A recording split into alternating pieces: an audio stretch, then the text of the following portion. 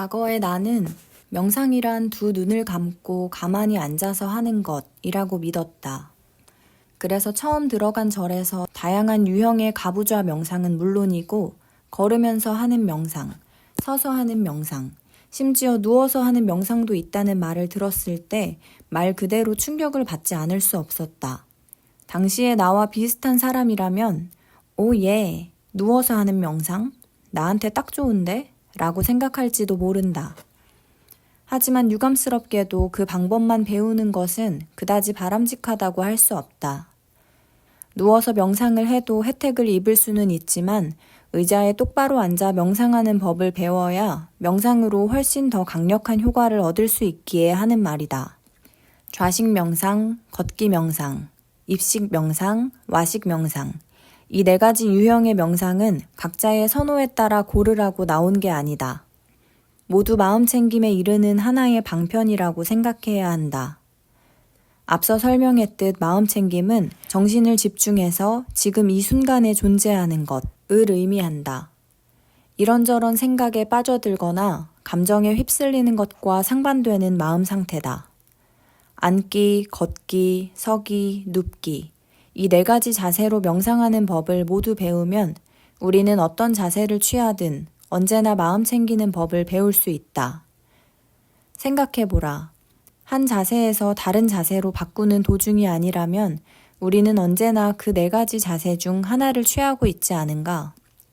이렇게 말하면 또 그렇다면 좌식 명상을 해야 진정한 마법을 체험할 수 있겠군 라는 생각이 들지도 모른다. 명상의 전반적인 훈련에서 다른 자세들도 얼마나 중요하게 여겨지는지 이해하기 쉽게 내가 지낸 적 있는 특정한 절의 일과를 알아보기로 하자. 우리는 새벽 2시 45분에 일어나서 3시에 명상에 든다. 오전 5시에 아침 식사를 하고 11시에 점심을 먹고 오후에 한 차례 잠시 쉬면서 차를 마신다. 그 절의 전통에 따라 정오 이후에는 음식을 먹지 않기 때문에 저녁 식사 시간은 없다. 사실 다른 절도 대부분 그러하다. 그리고 잠자리에 드는 것은 밤 11시경이다. 어쩌면 당신은 벌써 계산을 끝냈을지도 모른다. 이 일정에 따르면 매일 정식으로 명상하는 시간은 모두 합해 18시간 정도다. 이 18시간 중에서 절반 동안은 걷기 명상과 입식 명상에, 나머지 절반은 좌식 명상에 할애되었다. 걷기 명상과 입식 명상, 좌식 명상을 번갈아 시행하는 방식이었다. 걷기 명상과 입식 명상이 어느 정도로 중시되는지 짐작이 가지 않는가? 와식 명상은 순전히 잠을 잘 자도록 가르치는 기법이었다. 또는 건강상의 문제로 똑바로 앉아서 명상할 수 없을 때 쓰는 기법이었다. 명상을 하며 잠을 잔다는 개념은 올바른 자세로 누워 올바른 마음가짐을 유지하면 잠을 자는 동안에도 일정 정도의 알아차림을 유지할 수 있음을 시사한다. 스님들은 실제로 이 와식 명상을 대단히 중시해서 매일 아침 스승이 나에게 오늘 아침에 깨었을 때 숨을 들이쉬고 있었느냐 내쉬고 있었느냐 하고 질문할 정도였다. 처음에 나는 내가 아침에 눈을 떴을 때 숨을 들이쉬었는지 내쉬었는지 알 수가 없었던 터라 그저 어깨를 으쓱 할 수밖에 없었다. 한번 시도해보라. 말처럼 그렇게 쉽지 않을 것이다. 하지만 명상을 조금 하다 보면 그런 세세한 사항까지도 금방 알아차릴 수 있다는 사실에 놀랄 것이다. 이렇게 마음챙김을 통해 나의 몸을 알아차린다는 것이 어떤 의미인지를 처음으로 완전히 깨달은 순간이 생생하게 기억난다. 명상의 세계에서 자주 있는 일이지만 그 깨달음의 순간은 정식 명상을 하는 도중이 아니라 길을 걸어가고 있을 때 찾아왔다. 그때까지 나는 마음챙김의 개념을 이해하기는 했지만 그것의 잠재력까지 완전히 인식하는 수준은 아니었다. 그날 나는 다른 사람들과 유사한 걸음걸이로 길을 따라 걸으면서 걷기 명상의 지침을 적용했다. 그러다가 그 걷는 과정과 내가 온전히 함께하고 있음을, 오로지 그 신체 감각 자체와만 존재하며 단 한 가지 생각도 하지 않고 있음을 문득 깨달았다. 어느 하나와 온전히 머물고 있다면 그와 동시에 또 다른 것과 머물 수는 없다. 떠오르는 생각을 애써 무시하거나 그것에 저항하지 않은 채 나의 마음을 다른 곳에 집중하자 생각은 저절로 자연스럽게 줄어들었다. 얼핏 듣기에 이 깨달음은 그리 비범해 보이지 않을지도 모른다. 사실 당연한 말처럼 들리기도 한다. 하지만 그게 그렇게 당연하다면 우리는 언제나 마음을 특정한 한 곳에 잡아둘 수 있어야 한다. 수많은 생각에 사로잡히는 바람에 스트레스가 생기기 때문이다. 따라서 마음이 한 번에 오직 한 곳에만 머물 수 있다는 것은 커다란 깨달음이었다. 물론 마음이 한 곳에서 다른 곳으로 순식간에 옮겨가서 한 번에 여러 곳에 존재한다는 느낌이 들 때도 있다. 하지만 그 느낌은 착각일 뿐이다. 당시의 상황에 대해 다시 설명하면 내가 걸으면서 신체 감각에 100% 주의를 기울이자 실제로 나의 마음은 더는 생각에 빠져들지 않았다. 그것을 깨닫자 나는 이제부터는 언제나 이 순간에 존재하고 잡다한 생각이 주의를 흐트러뜨리지 않는 정말로 환상적인 새로운 삶을 살 수 있을 거라는 기대에 한껏 부풀어 올랐다. 하지만 그런 상상에 너무 흥분한 나머지 2, 3분도 지나지 않아 마음 챙김을 모두 놓쳐버렸고 다시 생각에 사로잡히고 말았다. 앞서 말했듯이 통찰은 찰나적인 깨달음이 아니라 점진적인 과정. 즉 삶을 일시에 변혁하는 거대한 벼락 같은 게 아니라 양동이를 조금씩 채워가는 물방울 같은 것이라고 생각하는 게 최상이다. 여타의 명상 기법과 마찬가지로 마음을 챙기려면 꾸준한 노력이 필요하지만 이 노력은 사실 힘이 전혀 들지 않는 유형이다. 그 노력이란 것이 생각이나 감정에 사로잡혀 있을 때 그것을 알아차려야 한다는 점을 기억하고 그렇게 알아차린 순간 특정한 집중 지점으로 주의를 되돌리는 정도이기 때문이다. 그 집중 지점이 먹고 있는 음식의 맛인지, 문을 여닫는 팔의 움직임인지, 의자를 누르고 있는 몸의 무게인지, 샤워 중에 피부에 닿는 물의 느낌인지, 운동하고 있을 때 뛰는 심장의 소리인지, 안고 있는 아기의 느낌인지, 양치 중에 풍기는 치약의 냄새인지 물을 마시는 단순한 행위인지는 중요하지 않다. 알아차림은 당신이 행하는 크고 작은 모든 일에 적용할 수 있다. 예외란 없다. 수동적인 활동 중이든 역동적인 활동 중이든 실내에서든 야외에서든 업무 중이든 놀이 중이든 홀로 있을 때든 타인과 함께 있을 때든 언제든지 마음 챙김으로 알아차림을 구현할 수 있다. 마음 챙김이라는 말을 처음 듣는다면 잘 이해가 안 가고 혼란스러울 수 있다. 그것이 길을 걸을 때에도 눈을 감고 호흡을 지켜보아야 한다는 뜻이냐고 묻는 사람도 종종 있다. 첫째, 그런 일은 절대 금물이다. 차도로 들어가면 어쩌려고 그러는가? 둘째, 지금 우리는 특정한 명상 기법이 아니라 일반적인 의미의 마음 챙김에 관해 이야기하고 있다. 따라서 눈을 감을 필요도 호흡에 집중할 필요도 없다. 다시 말하지만 마음 챙김은 지금 이 순간에 존재하며 자신이 지금 어디서 무엇을 하고 있는지 알아차리는 것을 의미한다. 어떤 일이든 평소에 하던 방식을 바꿀 필요가 전혀 없다. 당신이 해야 할 일은 오직 알아차리는 것뿐이다. 그리고 그렇게 알아차리는 가장 쉬운 방법은 집중 지점, 즉 초점의 대상을 갖는 것이다. 마음이 엉뚱한 곳을 헤매고 있음을 깨달을 때마다 그 마음을 원래 초점을 맞추고 있던 대상으로 다시 데려오기만 하면 된다.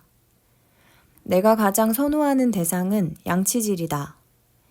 양치질은 익숙한 활동이고 집중 지점이 명확하며 길어야 3분 정도 지속되기 때문에 처음부터 끝까지 내내 알아차림을 유지하기가 쉽다.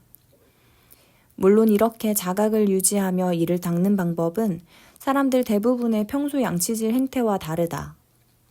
사람들은 최대한 빨리 이를 닦으면서 이후에 해야 할 일을 생각한다. 두 방법의 차이를 확실히 이해해야 한다. 마음을 챙기면서 양치질을 해보고 어떤 느낌이 드는지 알아보라.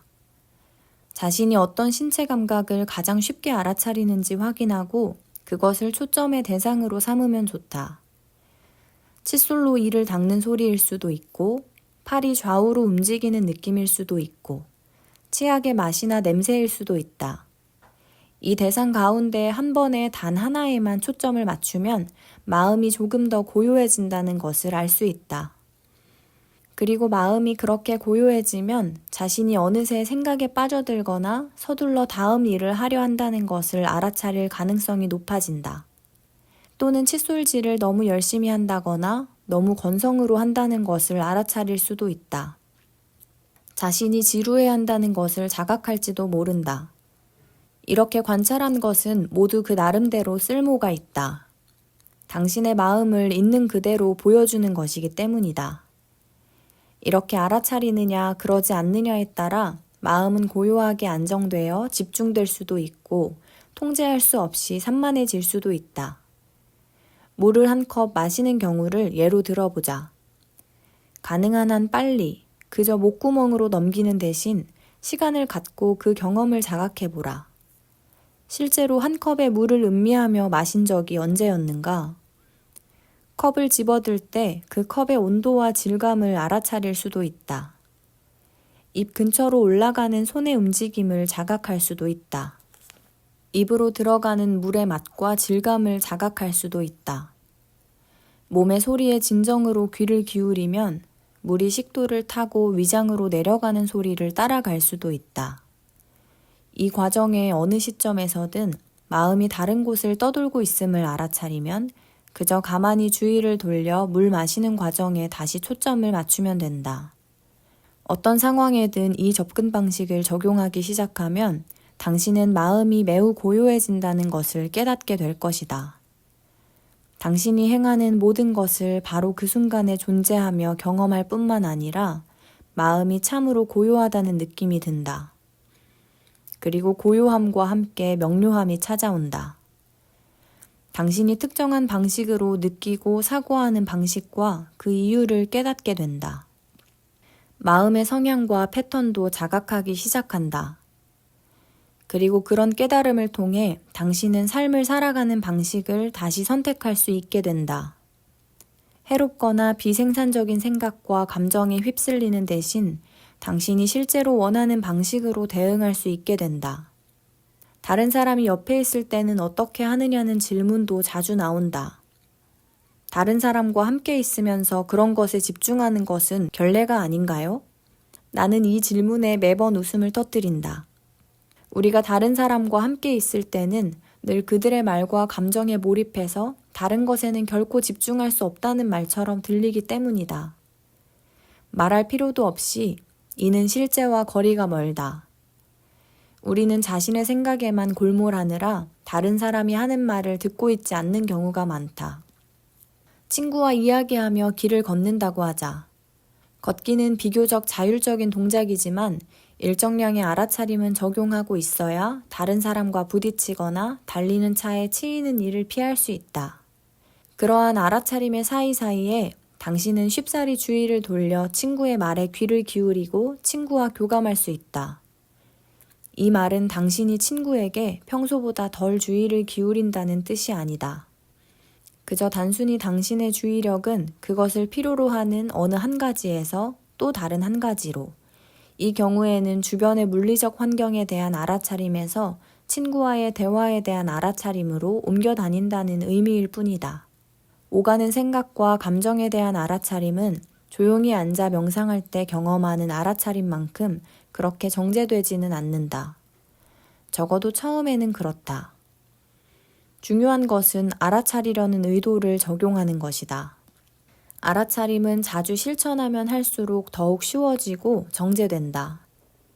마음 챙김으로 매 순간을 알아차리면 당신은 상대방과 함께 둘만의 공간에 머무는 것으로 느끼게 된다. 우리의 명상 클리닉에 다니던 한 여성은 자신의 아기와 함께하는 순간에 마음 챙김을 적용했다. 그녀는 이제 진짜로 아기와 함께 있는 느낌이 든다고 말했다.